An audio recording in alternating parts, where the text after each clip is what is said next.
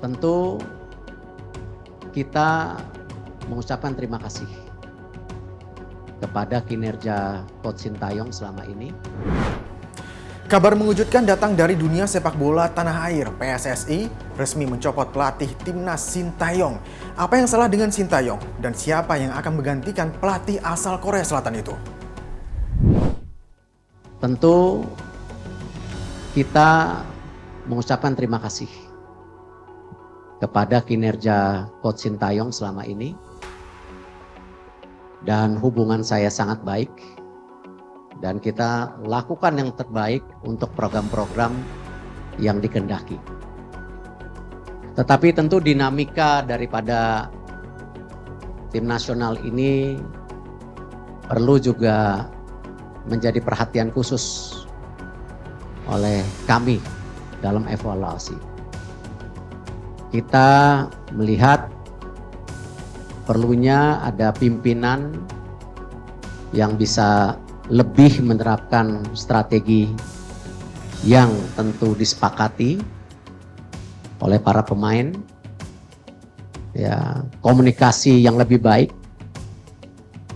dan tentu implementasi program yang lebih baik juga secara menyeluruh untuk tim nasional. Lalu apa respon dari Sintayong atas pemecatan dirinya? Alhamdulillah semuanya berjalan dengan baik, smooth, tidak juga ada persoalan apa-apa. Prinsipnya Coach Sin menerima keputusan pemutusan hubungan kerja antara PSSI dengan Coach Sintayong, dan Coach Sin mengucapkan terima kasih atas kepercayaan yang sudah diberikan PSSI kepada Coach Sin selama kurang lebih hampir 5 tahun. Dan pesannya Coach Sin mudah-mudahan timnas bisa lolos ke Piala Dunia. Pencopotan Sintayong sebagai pelatih timnas menuai pro dan kontra. Para penggemar sepak bola justru mengkritisi langkah dari PSSI. Kalau menurut saya sih kurang setuju ya, karena ya dia udah membuktikan kualitas dia dari pas pelatih U23 yang nyampe lolos semifinal, dan juga dia udah membantu Indonesia masuk ke ronde 3, dan itu udah termasuk perkembangan yang sangat pesat bagi Indonesia. Dengan komposisi pemain yang mungkin sudah mumpuni juga, dan juga strategi Sintayong yang mungkin dibawa dari level Eropa, menurut saya Sintayong sudah cukup bekerja keras dan sudah cukup blend juga dengan tim, jadi sebaiknya memang Sintayong ini baik untuk dipertahankan.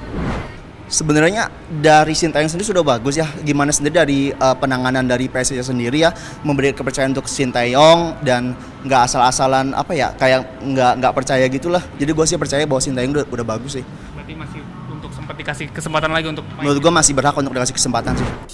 Tapi Erick Thohir bilang penggantian Sintayong tidak terburu-buru. Kata Ketua Umum PSSI itu sudah menghitung risiko yang dihadapi. Kualifikasi Piala Dunia ini juga banyak negara-negara mengganti pelatihnya. Tinggal dihitung resikonya. Makanya tadi saya ceritakan kejadian di China itu sebelum pertandingan bahkan sudah terjadi dinamika yang cukup tinggi. Ya Pak Marzi, benar ya. Tapi kita berhitung-hitung, kalau itu dilakukan saat itu tentu jarak ke pertandingan berikutnya terlalu singkat. Dan hari ini yang terbaik karena kita masih punya waktu 2,5 bulan.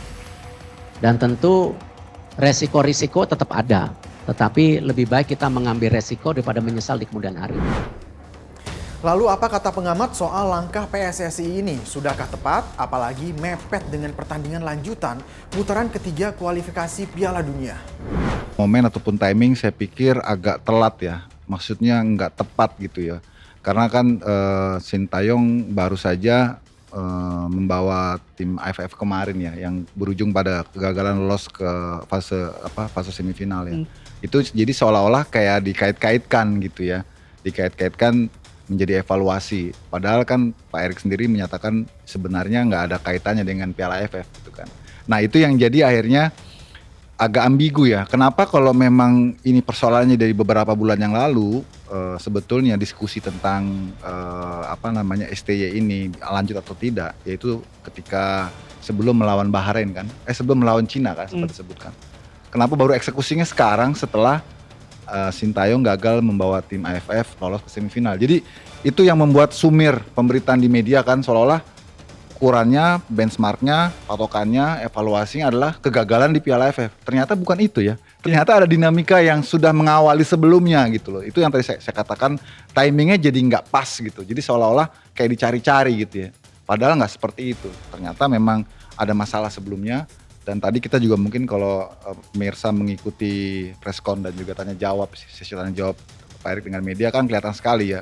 Bahwa sebenarnya kotak Pandoranya itu sudah terbentuk itu ketika menjelang pertandingan lawan China. Bahwa terjadi eskalasi di situ kan. Keputusan sudah dibuat, Sintayong kini tak lagi menjadi pelatih timnas Indonesia. Soal siapa penggantinya akan diumumkan 12 Januari mendatang. Waktunya mepet dengan persiapan pertandingan lanjutan di putaran ketiga kualifikasi Piala Dunia. Kita tunggu gebrakan PSSI dan sang pelatih baru. Saya Zeki Rahmat pamit, terima kasih, sampai jumpa.